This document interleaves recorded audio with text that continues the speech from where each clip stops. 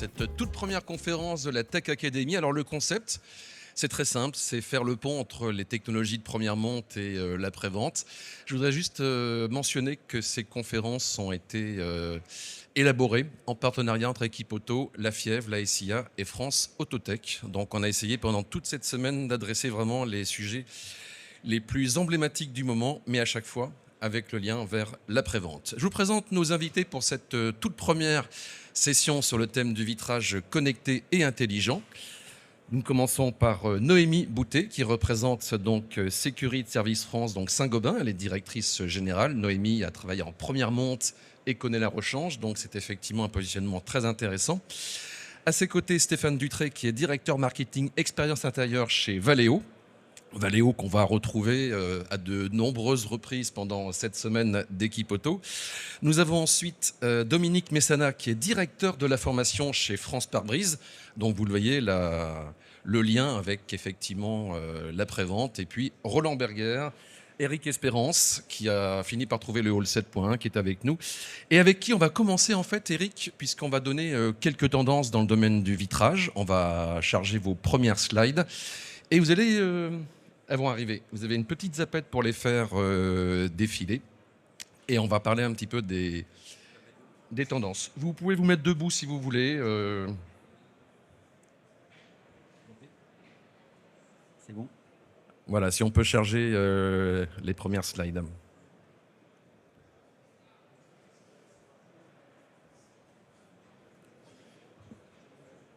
Ça marche là.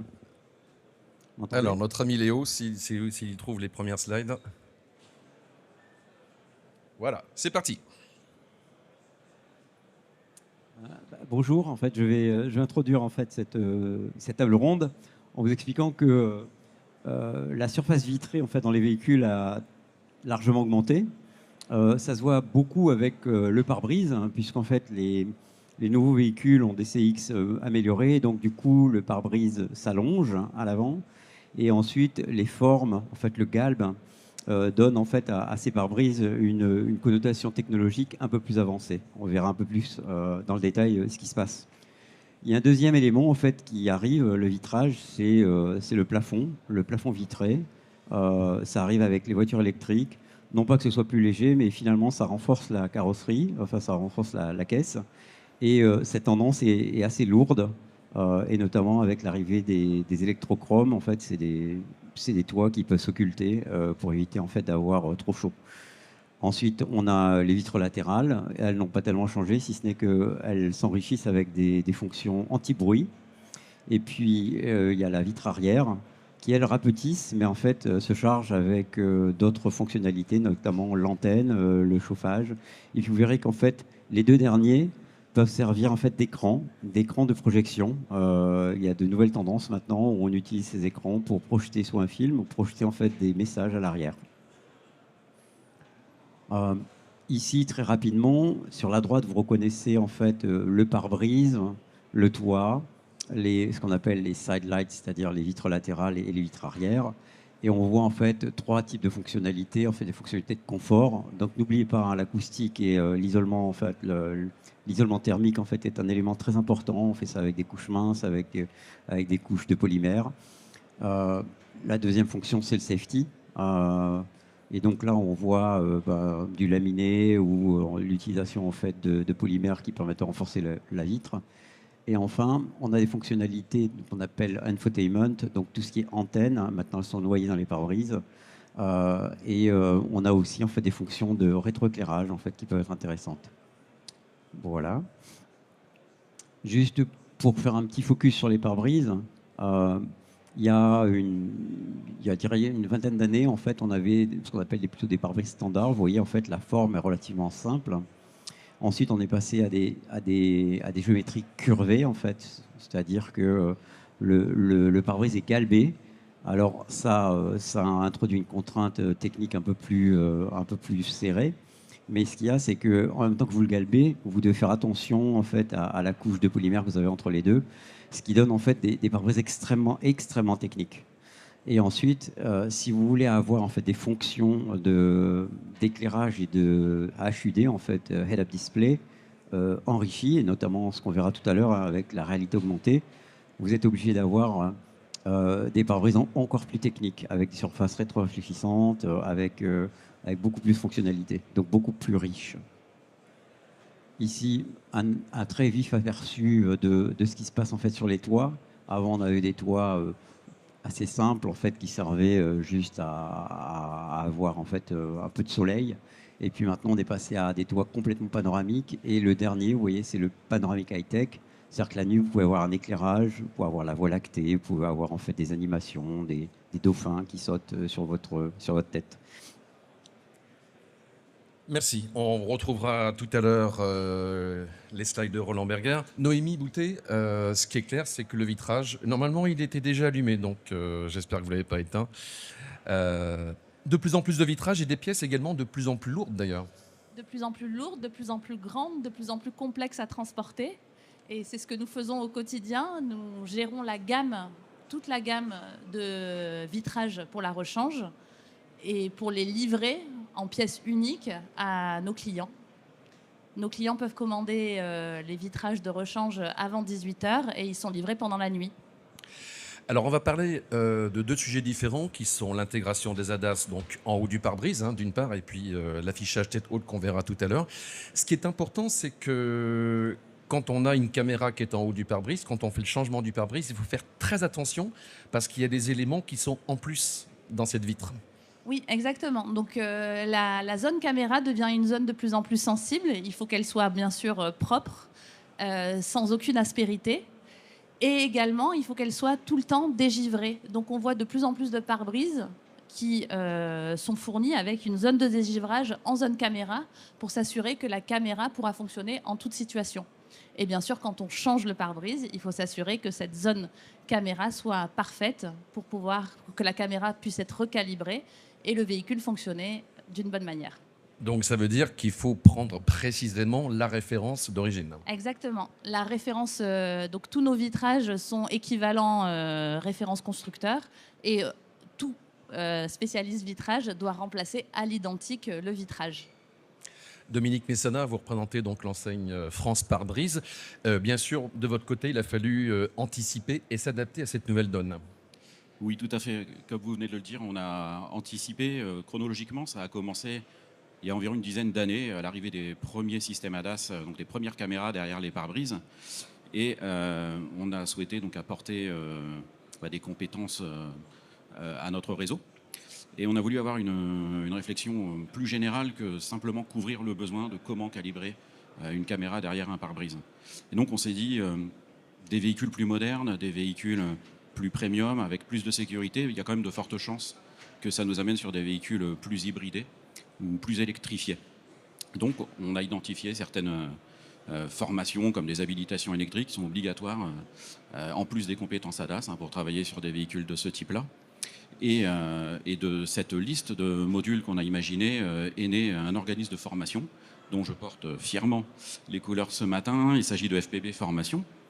Et c'est un organisme qu'on a certifié Calliope et sur lequel on s'appuie pour apporter une formation, j'allais dire continue à notre réseau, plutôt une formation permanente. Alors on a 2 antennes de ces centres de formation, dont une ne se situe pas loin du tout, elle est à Colombes. C'est notre centre, c'est notre laboratoire, c'est un centre de pause et puis c'est aussi notre maison témoin. C'est le passage obligé de chaque entrant dans notre franchise. Et puis on a un deuxième centre, un peu notre dernier né, notre bijou, c'est le Technocentre qui se trouve dans les locaux de notre siège à Henry, à côté de Metz. Et là-bas pour nous c'est le saint des saints de l'ADAS, c'est là où on va retrouver toutes les machines les plus récentes, les systèmes les plus modernes, et c'est là-bas où on va pouvoir réaliser des tests pour le réseau et bien sûr dispenser des formations sur les caméras, bien entendu, mais aussi aller beaucoup plus loin. Et se parler du front assist, donc aussi de radar, et également de l'ensemble des capteurs qu'on trouve autour d'un véhicule. En parlant de formation, Noémie Boutet, vous faites des tutos également à destination des réparateurs. Oui, exactement. Donc, on vend tous nos vitrages via un webshop et ce webshop se diversifie. Et donc, on a une nouvelle offre d'instruction de pose Donc nos clients peuvent souscrire à un abonnement ou payer aussi l'accès à ces instructions de pose. Et on explique comment démonter et remonter un vitrage. Et ces instructions de pose sont spécifiques à la référence du vitrage qu'on doit changer. On fait ça pour les pare-brises, donc ça va bien expliquer comment démonter, bien reprendre l'électronique pour le remettre ensuite, mais aussi pour les portes, parce que des portes, les side lights dont on parlait, les portes latérales, sont de plus en plus complexes à démonter, et on va tout expliquer en pas à pas, comment démonter et remonter. Et donc on fait gagner beaucoup de temps à nos clients. Dominique Messana, il y a effectivement une responsabilité de la part du réparateur. Il faut être vigilant sur un tas de petits détails. Alors tout à fait, du coup on s'appuie énormément sur les tutoriels mis à disposition par Sécurité Service France, parce que qui n'a jamais été bloqué sur le tout premier véhicule dont il doit changer le pare-brise. Et puis aujourd'hui, le remplacement de pare-brise n'est pas du tout le remplacement de pare-brise d'il y a 20 ans. C'est beaucoup plus de démontage, comme le disait Noémie, ce sont des connectiques en plus et beaucoup de petites astuces à connaître, puisque particulièrement dans les marques premium, eh ben, les systèmes sont cachés. On les remercie d'ailleurs. Merci. On va à présent évoquer la question de l'affichage tête haute. Et j'aimerais qu'on regarde une première vidéo, parce que ça fait plus de 20 ans que ça existe, et on va voir une application chez BMW.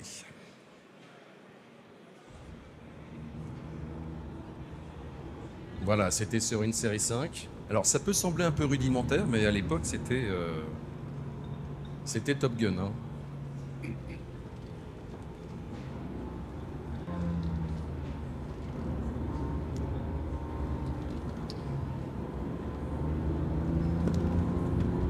Voilà, je pense qu'on peut l'arrêter parce que ça continue un petit peu comme ça. Stéphane Dutré, chez Valeo, on fait aussi depuis des années de l'affichage tête haute. Oui, tout à fait. Donc, le head-up display, la vision tête haute, c'est un produit qu'on a développé d'abord sur lame, puis sur pare-brise. Et là, la nouvelle technologie est la réalité augmentée. Donc, la réalité augmentée est la vraie deuxième vague de démocratisation du head-up display. Donc, à savoir, on vient superposer l'information affichée par la vision tête haute avec l'environnement réel. Qui n'a pas eu une situation de stress lorsqu'on est sur une autoroute et puis ça se dédouble en 4-5 voies, ou lorsqu'on se retrouve sur un rond-point et on entend le système de navigation dire prenez la troisième à droite. C'est toujours une situation difficile et compliquée à suivre. Et là, avec la réalité augmentée, on a une information qui vient se mettre sur la route. Donc sur une autoroute, c'est la voie bleue, une voie qui devient bleue et qui indique laquelle voie il faut suivre. Ou lorsque dans un rond-point, il faut prendre la troisième à droite, par exemple, on va avoir les flèches qui viennent sur la bonne voie, la bonne route à suivre. Et donc c'est cette technologie-là, la réalité augmentée, qui fait une vraie révolution par rapport à ce qu'on vient de voir, simplement afficher l'information vitesse, et qui fait que ça se démocratise d'abord depuis la Chine et maintenant partout dans le monde entier. Merci. Dans un instant, on va voir vos nouvelles innovations, mais d'abord, on va parler un petit peu du marché. Affichage tête haute, on va charger les slides suivantes pour Roland Berger, et je vais demander donc à nouveau à Eric Espérance de nous parler un petit peu des tendances.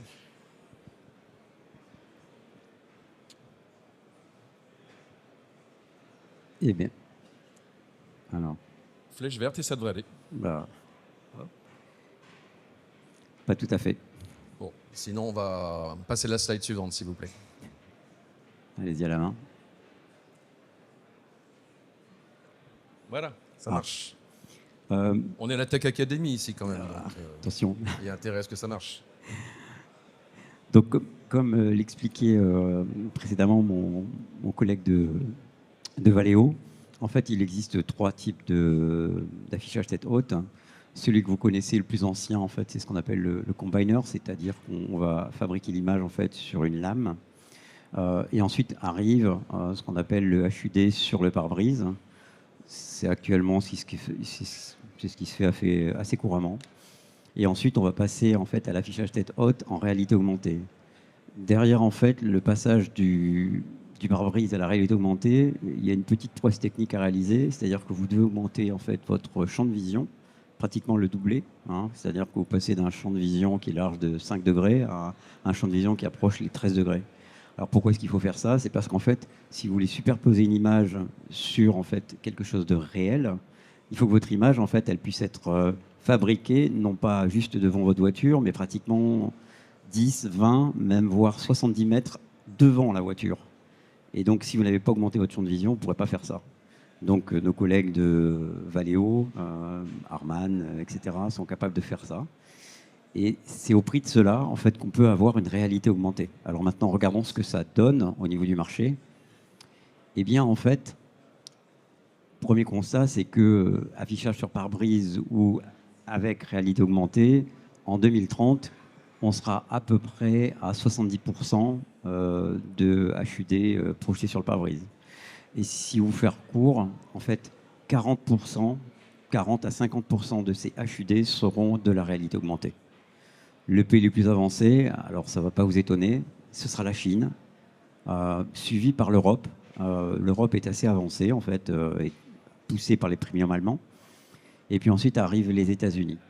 Donc, grosso modo, retenez qu'une voiture sur 3 sera équipée d'une réalité augmentée et que pratiquement 7 voitures sur 10 seront équipées en fait, de HUD avec projection sur pare-brise. Merci Eric. Qu'est-ce qui explique, Stéphane Dutré, que la Chine soit si friande comme ça d'innovation, dans tous les domaines d'ailleurs? En général, il y a une appétence pour les nouvelles technologies en Chine. La moyenne d'âge de l'achat du véhicule est inférieure en Chine par rapport à l'Europe. Et lorsque les personnes achètent un véhicule, et principalement un véhicule électrique, ils veulent avoir toutes les technologies qu'on retrouve à la maison ou qu'on utilise avec son téléphone dans la voiture.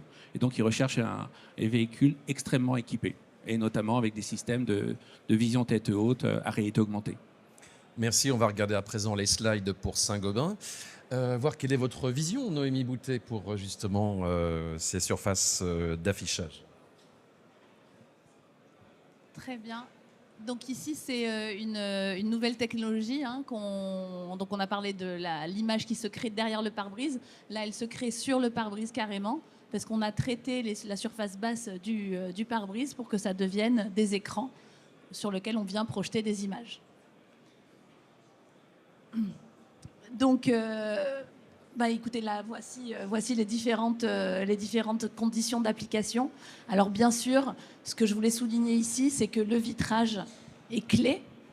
Le vitrage rentre en interaction avec les équipementiers qui font la projection sur ces écrans. Et donc, bien sûr, tout vitrage doit être développé en partenariat avec ces équipementiers. Et c'est que vraiment la vision tête haute a changé. C'est-à-dire qu'on travaillait plus tout seul dans notre coin avec le constructeur, on travaillait aussi entre équipementiers pour faire en sorte que le vitrage reproduise de la bonne manière l'affichage qui était prévu par la projection. Voilà. Merci Noémie. Alors, on va à présent parler des nouveautés sur le marché et on va regarder ce qui se fait chez BMW. Jérémy Pierrebon de BMW France s'excuse de ne pas pouvoir être là ce matin, mais il nous a préparé des éléments, à commencer par un film qu'on va découvrir dans un petit instant, le temps de charger la présentation PowerPoint de BMW. Et on va regarder ça.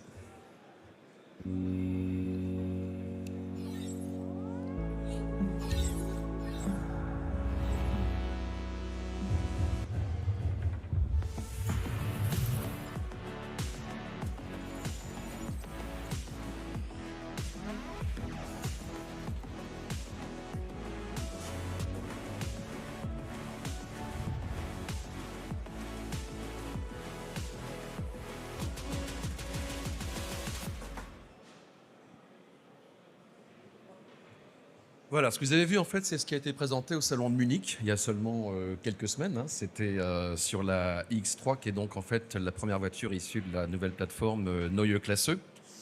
Et donc effectivement le système s'appelle le Panoramic Vision, donc c'est la grande tendance actuellement. Donc voilà comment c'est conçu. J'ai envie de dire que c'est...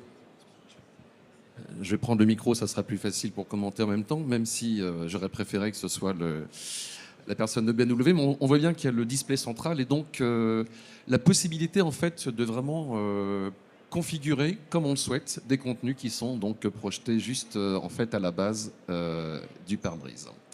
Avec une résolution 4K, et c'est vrai que Stéphane Dutré, on peut le dire, c'est qu'aujourd'hui, on a quand même une qualité d'affichage qui est assez extraordinaire.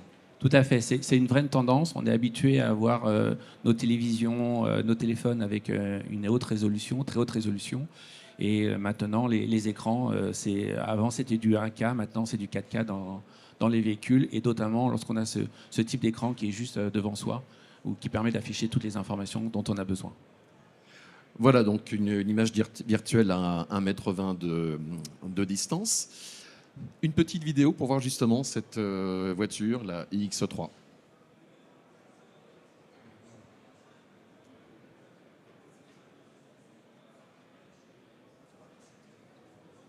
Voilà, vous allez avoir quelques exemples pratiques de configuration sur l'écran.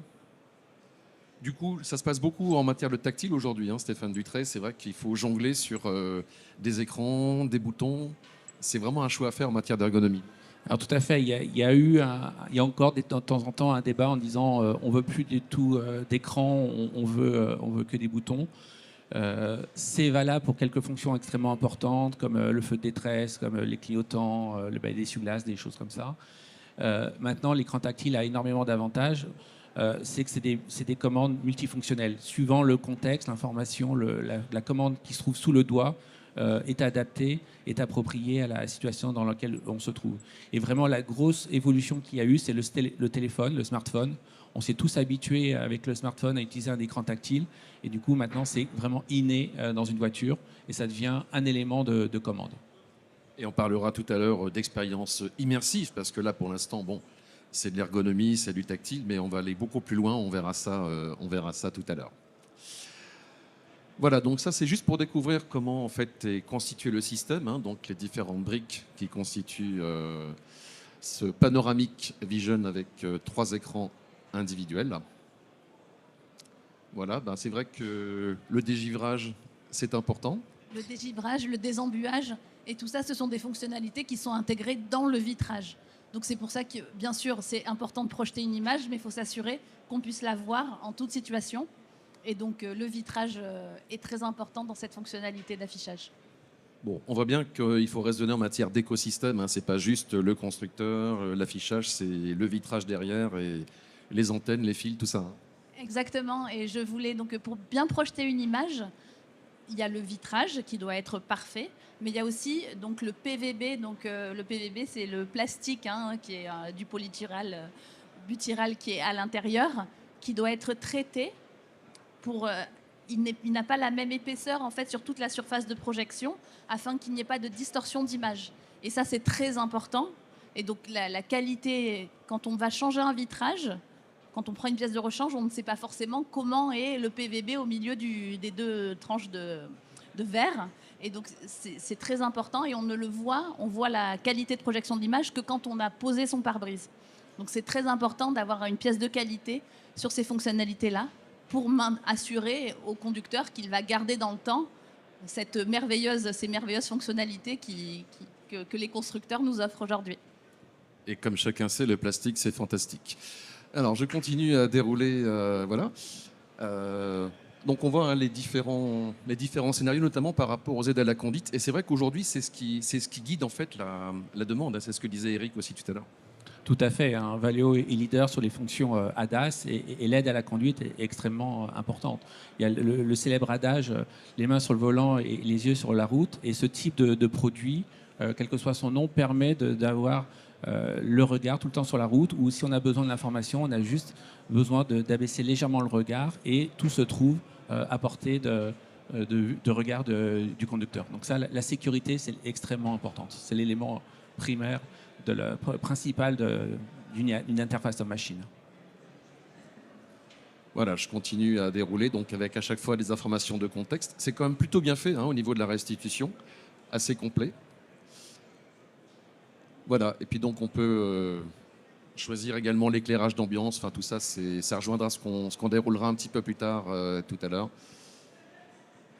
Voilà pour BMW, mais on va parler de vous, Stéphane Dutré, avec une vidéo qu'on va regarder tout de suite. C'est un système qui s'appelle Panovision, qui est un petit peu similaire, mais avec quelques petites particularités. La vidéo, s'il vous plaît, de Valeo.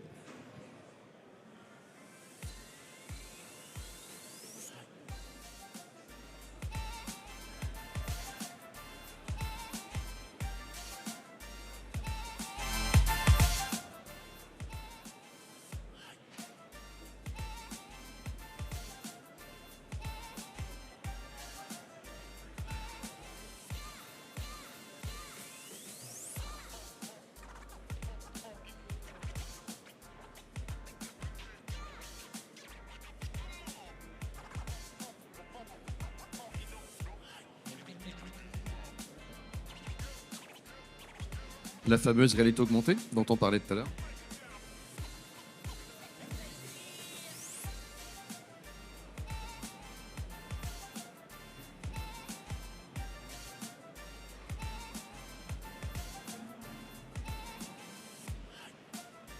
Ça, le petit bonhomme qui traverse, ils l'ont pas chez BMW, je crois.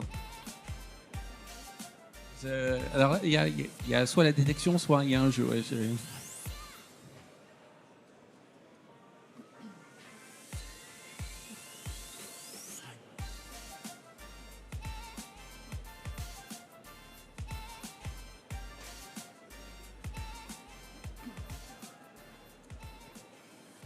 Donc là, vous venez de voir ce qu'on appelle chez Valeo le panneau vision, mais en d'autres termes, le P-HUD, le panoramique HUD. Donc vous l'avez vu, on l'a intégré dans un véhicule. C'est un produit en termes de concept technique proche de celui de BMW, hein, comme Naomi disait. Donc c'est des écrans qui se trouvent au niveau du cockpit et l'image est réfléchie sur la surface noire du pare-brise, et donc ça permet d'avoir un système complètement immersif sans être intrusif. C'est-à-dire qu'on n'a pas des écrans en vision directe extrêmement lumineux, extrêmement brillants. Donc on développe ce type de produit. Ça a été très vite. Hein. Là, l'intégration dans un véhicule prototype s'est fait en une année. Donc ça, c'est une force de Valeo, c'est qu'on a les compétences en interne pour à la fois développer la partie écran, la partie, on parlait de désembuage, c'est une compétence au sein de Valeo, et la partie essuyage. Parce qu'il faut bien penser que dans cette zone-là, il y a tous ces systèmes-là mécaniques à intégrer. Et de ce prototype véhicule roulant démocar, on est arrivé maintenant à des développements série. Avec un constructeur chinois, je crois. Non, tout à fait. Il y a eu une annonce cet été avec un constructeur chinois, avec toutes les spécificités de ce marché-là. Dont on peut dire le nom ? Dont on ne peut pas dire le nom, mais dont on peut dire. J'essaie à chaque fois, il refuse toujours. Tout ce que je peux dire, c'est que ce qui est propre au marché chinois, c'est que tout va très vite. Hein. L'annonce a été faite au mois de juillet et le véhicule sera dans la rue l'année prochaine, en 2026. Donc tout va très vite, et c'est pour ça, comme disait Noémie, on a besoin de travailler de manière collaborative avec le fournisseur de pare-brise, avec le constructeur automobile et avec l'équipementier, en l'occurrence Valeo, pour pouvoir faire des produits adaptés. Là, en l'occurrence, pour le marché chinois, à la fois temps de développement très court, et puis, je disais tout à l'heure, les Chinois ont une forte appétence pour la partie high-tech, technologie, donc de pouvoir proposer toutes les nouvelles fonctionnalités, et avec un prix chinois, donc un prix très très bas, où là, il y a un gros travail de recherche sur le meilleur rapport qualité-prix. Alors j'ai vu une annonce, c'est Xiaomi, hein, je crois, qui a montré en fait un système similaire. Hein, tout à fait. Hein, donc BMW l'avait présenté il y a quelques années au CES en tant que concept. Il l'avait présenté avant, hein, c'est vrai. Il l'avait présenté avant, et c'est Xiaomi qui l'a mis en Chine dans la rue avant BMW. Donc on pouvait voir le véhicule d'ailleurs à Munich, il était disponible, on pouvait le voir. Eric Espérance, vous disiez que la Chine, effectivement, allait être le premier marché pour les HUD. Et donc, c'est pas étonnant qu'un acteur comme Xiaomi, qui est un acteur en rupture, veuille être le premier et aller plus vite que les autres. Oui, en fait, Xiaomi il vient du monde de la téléphonie. Donc, en fait, il est habitué à cette rapidité d'exécution et de développement d'innovation. Bon, après, il n'a pas fait ça tout seul. Hein. Il a fait ça avec un Tier 1 qui s'appelle Huayang, qui est plutôt connu. Après, si maintenant moi je devais comparer l'hypervision donc de Xiaomi avec le screen vision le panoramique BMW, je dirais qu'ils sont à peu près équivalents, hein, alors que Xiaomi se targue d'être un peu plus brillant, c'est d'avoir des capacités de brillance un peu plus améliorées, donc ce qui donne un confort de vision. Bon, c'est vrai, ça reste à démontrer, hein. Aujourd'hui, ils sont 11% plus brillants. Bon, ben, on va voir ce que ça donne. Après, l'architecture est la même, hein. Ils ont trois projecteurs, enfin ils ont trois projecteurs qui sont tous les trois. Dans les deux cas, en fait, c'est trois projecteurs de 12 inches. Il y a rien de vraiment différenciant, complètement différenciant de l'un à l'autre. Merci Eric. Alors on va parler de réparation maintenant. Comment on fait pour remplacer un pare-brise qui fait affichage tête haute? Parce qu'effectivement, il y a un traitement spécifique du verre. Il y a un traitement spécifique, mais on le connaît en amont, puisque, comme je disais, chaque vitrage est unique, hein, il y a une référence unique. Donc, si le poseur nous demande une référence, qui est la référence du véhicule avec affichage tête haute, nous, on garantit que notre pièce permet l'affichage tête haute à l'identique. Donc, on reprend les spécifications du vitrage pour s'assurer que le vitrage de rechange soit le même. Donc, effectivement, ça nous fait avoir en stock énormément de références différentes pour s'assurer qu'on a toujours la bonne référence pour nos Welcome to clients. the interior lighting demo car. Pas de panique, tout va bien se passer. Dominique Messana pour le côté rechange, donc réparation. Chez France Pare-Brise, bah là aussi, il faut faire attention quand on traite ce genre de pare-brise. Oui, bien sûr, ce ne sont plus les pare-brises, encore une fois, d'il y a 15 ans. Tout à l'heure, on l'a dit, de plus grands vitrages impliquent des méthodes de pose plus sécurisées. Ça, c'est pour éviter à nos équipes tout simplement des troubles musculo-squelettiques. Donc, on doit avoir une proximité plus grande avec des fabricants d'outils, utiliser les bonnes méthodes et à la dépose et à la pose, et puis s'appuyer encore une fois sur les tutoriels quand on a besoin, parce que pour ces vitrages-là, il y a en effet plus de connectiques que ceux auxquels on était habitué il y a encore quelques années. Alors, moi, j'ai une question quand même, c'est si on met un pare-brise générique, qui n'est pas celui d'origine, et qu'on a un système affichage tête haute, quel est le risque? Qu'est-ce qui va se passer si la réparation est mal faite ou Alors, de juste façon quand un même- peu olé, on va dire? Oui, alors juste quand même, il n'y a pas de pare-brise générique, hein, on n'a pas le droit. Les assureurs bloquent tout, on doit remplacer le vitrage équivalent. Donc il n'y a pas de pare-brise générique. Mais par contre, effectivement, comme Bon, je c'est déjà une disais- bonne nouvelle. Voilà. Non, soyez rassurés. Mais effectivement, sur ces fonctionnalités très avancées, je dirais, d'affichage, comme je l'expliquais tout à l'heure, on ne voit pas, quand on reçoit sa pièce, on ne sait pas si l'image va bien se projeter. Il faut avoir fini son remplacement pour voir si l'image se projette à nouveau de la bonne façon. C'est un peu comme des lunettes qui ne seraient pas bien réglées, par exemple. Oui, effectivement, si le verre, oui, exactement, si le verre n'est pas correct, eh ben, on va pas voir la bonne image. C'est exactement ça. C'est exactement ça. Et il y a des verres, effectivement, de vue qui n'ont pas la même épaisseur pour régler ces projections. C'est pareil sur les pare-brises. Donc, bien sûr, il faut se diriger vers des fournisseurs de qualité pour s'assurer que la pièce soit de qualité. Alors, vous avez vu, on a parlé d'intégration des ADAS au-dessus des pare-brises. On a parlé de pare-brise avec affichage panoramique, mais ce n'est pas tout, parce qu'on pourrait imaginer, Stéphane Dutré, qu'il pourrait y avoir des affichages sur d'autres parties du véhicule. D'autres parties, et surtout la notion d'écran transparent. À chaque fois, on parlait de réflexion sur le pare-brise avec une image virtuelle au-delà du pare-brise. Une tendance qui arrive, c'est d'avoir des écrans transparents, et en l'occurrence, le pare-brise. Hein. Donc, vous imaginez que vous rentrez dans le véhicule, il n'y a pas d'écran physique. Hein. Dans certains véhicules, on peut voir vraiment 2-3 écrans physiques, ça modifie énormément le style intérieur. Là, vous rentrez dans le véhicule et l'information apparaît au niveau du pare-brise. Donc là, on est en train de parler de d'autres technologies, mais bien sûr, là, c'est une intégration encore plus imbriquée du film. Là, ça pourrait être un film holographique ou un système réflectif dans le pare-brise pour pouvoir avoir les informations en face du conducteur. On parlait tout à l'heure avec le head-up display, on a des informations un peu superposées, mais dans une zone limitée en termes de champ de vision. Là, dans le cas d'un pare-brise et un affichage transparent, eh bien, on aurait toutes les informations qui viennent se superposer. Si on a un piéton qui est détecté complètement à droite, le piéton est surligné complètement à droite du pare-brise. Donc ça, c'est la prochaine évolution. Merci. Noémie Boutet, on va parler avec vous des tendances de vitrage. On va charger les slides Saint-Gobain et vous allez nous commenter tout ça.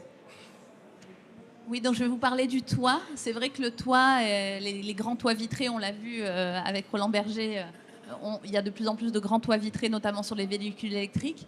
Et sur ces toits vitrés, on peut intégrer tout un tas de technologies. Donc ici, en fait, on peut switcher de l'opaque au transparent. Donc ça permet, on peut être en privacity, en intimité en fait, avec le vitrage opaque. Et puis après, on peut voir à l'extérieur si on le souhaite. On met de l'électricité et le vitrage devient transparent. Donc ça, c'est une technologie que vous voyez aujourd'hui sur des véhicules qui sont déjà sur le marché. Donc ici, on voit bien la différence entre l'opaque off et on, la transparence. Ce qui est aussi assez sympathique avec cette technologie, c'est qu'on peut faire des designs différents sur le toit. Et donc, on peut jouer, on peut aller par étapes, on peut jouer entre opaque et transparent. Voilà, c'est une technologie qui a beaucoup de succès. Et juste parce qu'on parlait d'électrochrome, alors ce n'est pas du tout de l'électrochrome, c'est du PDLC. Hein. C'est vraiment une technologie qui change complètement ces produits, parce qu'elle est beaucoup plus facile à appliquer que l'électrochrome, qui est une technologie un peu ancienne. Et ça contient des fils électriques, donc évidemment. Voilà, des fils électriques et un boîtier. Alors, c'est très bien fait pour la rechange. Hein. Le boîtier est bien en extérieur. Donc, quand on change le toit, on a bien le boîtier à recabler et tout se passe bien. Et là, on commence à être dans l'expérience un peu immersive. Là. Exactement. Donc, ici, on va projeter de la lumière tout au long du vitrage. Et pareil, c'est interactif. Donc, il y a une ECU, hein, il y a un boîtier électrique pareil. Et on lui fait, l'intelligence fait qu'on va lui faire ce qu'on souhaite. Et on vient projeter de la lumière jusqu'au milieu du verre. C'est très, très beau. C'est une technologie qui arrive également sur le marché, qui est en production là. Donc ça permet maintenant le véhicule devient un lieu de vie, hein, un habitacle et qui est interactif. Donc le dôme en verre avec la lumière permet cette interaction et cet aspect lieu de vie dans son habitacle. Et donc après, on peut imaginer aussi tout un tas d'images qui viendraient se compléter ce lieu de vie. Donc là, on est sur le produit Ombra. Donc on est aussi sur un vitrage qui est opaque. Et là, opaque et noir, hein, et qui devient complètement transparent. Donc c'est un autre type, une autre technologie de film, qui est toujours du PDLC, mais plus obscur. Hein. Et donc on peut avoir des designs beaucoup plus marqués, comme on voit, sur le vitrage. Et donc ça permet aussi de protéger de la lumière. C'est vrai que sur ces grands toits vitrés, parfois, quand on a beaucoup de soleil, on a envie de se protéger de la lumière. Et d'avoir cette fonctionnalité complètement opaque et noire permet de se protéger de la lumière. Merci Noémie. Dominique Messionnat, c'est une bonne nouvelle. Ça va vous faire du boulot, ça, avec tous ces vitrages à remplacer? C'est pas complètement faux, en effet, mais c'est pas non plus ce qu'on souhaite aux usagers. En tout cas, ce qu'on constate, c'est que sur des vitrages de plus en plus technologiques, forcément, on aura un temps d'intervention obligatoirement de plus en plus long. Alors, vous croyez qu'on a déjà tout vu? Eh bien, en fait, non, il y a encore plus beau. On a gardé le meilleur pour la fin. On va regarder une vidéo de Valeo et on va mettre le son parce que la dame, elle parle et comme ça, on va comprendre. Elle parle en anglais. The interior lighting demo car Imagine. So now let's deep dive in the system and what does it take to create this onboard experience. The good point of combining projection and smart surface is that you can create evolving buttons. For example, we have the start button, and once it's activated, we can create a different projected button experience. So for this one, we have the global control of the cabin, and we can define whether we want the forest ambience or we can have something more aquatic that is starting on the headliner and then will be then coming on the dashboard, as you can see. Thanks to the Sennheiser system and its 29 speakers, we really create an immersive experience. We have sound coming from the headrest, from the doors, and different areas throughout the cabin. The purpose of this camera is to enable gesture detection. So once in the chauffeur mode, you will be able to take control from the back seat of the content on the headliner.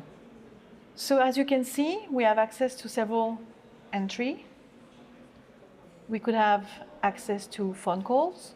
So you could have access to your call diary, to your messages. So here we do have several that you can select thanks to gesture detection. And once you listen to it, the sound will only be heard at the back of the car, while at the front you have a different content displayed. You can also have access to your agenda. So here we're going to have access to your personal one. For sure, you can have detailed information of the months, select the date that you want to have a look at, and check what is planned for the day. And I think for this one, you're going to the movie with some friends. Voilà, assez spectaculaire. C'est un concept car qui avait été présenté au CES Las Vegas. Tout à fait, à différents salons. Donc on parle de projection sur les vitrages. Ça, c'est dans un deuxième temps parce que, surtout particulièrement en journée où on doit avoir des projecteurs extrêmement lumineux pour présenter des images 4K. Donc on a une approche plus court terme qui est, comme vous l'avez vu sur la vidéo, de projeter sur des surfaces opaques telles que le pavillon, donc sous le toit, au niveau de la planche de bord. Ça permet encore une fois, c'est une demande des constructeurs automobiles, lorsqu'on rentre dans le véhicule, ne pas avoir des grandes surfaces d'écran noir lorsque tout était éteint, donc d'avoir la planche de bord, d'avoir le pavillon, la décoration qui va bien, et lorsque ça s'allume, il y a un effet waouh, et on se retrouve avec une ambiance à la fois lumineuse, sonore. Pourquoi ? Parce qu'il y a ce qu'on appelle la troisième place, c'est quelque chose, un phénomène qui est arrivé après le Covid, c'est qu'il y a le lieu du travail, il y a le lieu de l'habitation, et puis il y a la voiture qui permet au choix de travailler, de jouer, de regarder une vidéo. On a des systèmes, on le disait tout à l'heure, des écrans 4K, le véhicule est connecté avec de la 4G, 5G, on a un microphone, haut-parleur, on est bien assis, on est climatisé. Donc on est dans un environnement extrêmement confortable pour soit travailler, soit pour jouer, soit pour se reposer, soit pour communiquer avec d'autres personnes. Et là, la projection sur planche de bord ou la projection sur le toit rend encore plus immersif cet environnement. Est-ce que vous en avez parlé à Tom Cruise pour Mission Impossible ? Parce que ça pourrait le faire, non ? Il y a des fois où on pourrait prendre des idées, effectivement, scénaristes de James Bond ou à l'inverse. D'un autre côté, si le toit se désintègre au bout de 5 secondes, c'est plus embêtant pour Saint-Gobain, je pense. Oui, ça nous ferait de la mauvaise pub. Eric Espérance, donc on le voit, on est vraiment bien sorti de l'écran. C'est toutes les surfaces de la voiture qui, à terme, pourraient afficher des contenus. Oui. En fait, ce qui va se passer, c'est que à mesure qu'on augmente l'autonomie du véhicule, en fait, vous allez avoir des surfaces de plus en plus utilisées comme des écrans. Et n'oubliez pas, la lunette arrière, en fait, devient un écran, non pas pour vous, mais pour la voiture qui vous suit. Et comme elle n'a pas besoin, cette voiture, d'un conducteur, elle n'a que des passagers qui peuvent regarder soit la voiture devant qui va administrer des pubs et desquels, en fait, vous pourrez tirer des revenus. Donc, en fait, les nouveaux business models, en fait, pensent qu'on va utiliser toutes ces surfaces aujourd'hui, et non pas juste les portes, mais toutes les surfaces pour lancer des messages, alors parfois d'alerte, mais parfois aussi de pub pour des gens qui ne sont plus en état de conduite, mais qui sont juste en état de spectateur, puisque la conduite est assurée par le véhicule lui-même. Et bien voilà qui permet de clôturer cette toute première conférence sur l'espace Tech Academy. Une salle d'applaudissements pour nos intervenants du matin.